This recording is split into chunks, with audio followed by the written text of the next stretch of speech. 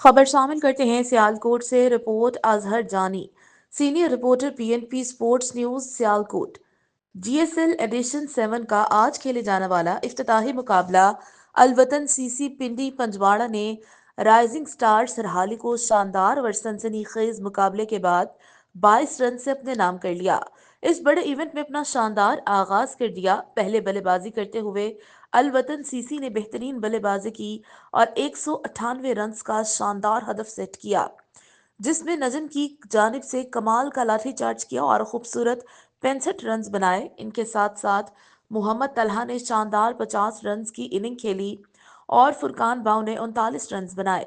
हदफ के ताकुब में team rising star सरहाली ने अच्छी बल्लेबाजी की, लेकिन हदफ को हासिल न कर पाए।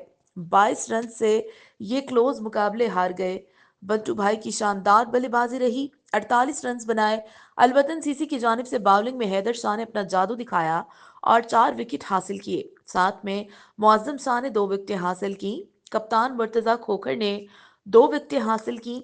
मैन ऑफ द मैच नजम और हैदर शाह, जो जीएसएल स्पोर्ट्स की जानिब से 4,000 रुपए और एक खूबसूरत ट्रॉफी हासिल कर सके। पहली जीत हासिल करने पर अलवतन सीसी को दिल से मुबारकबाद पेश करते हैं media partner PNP sports Sialkot.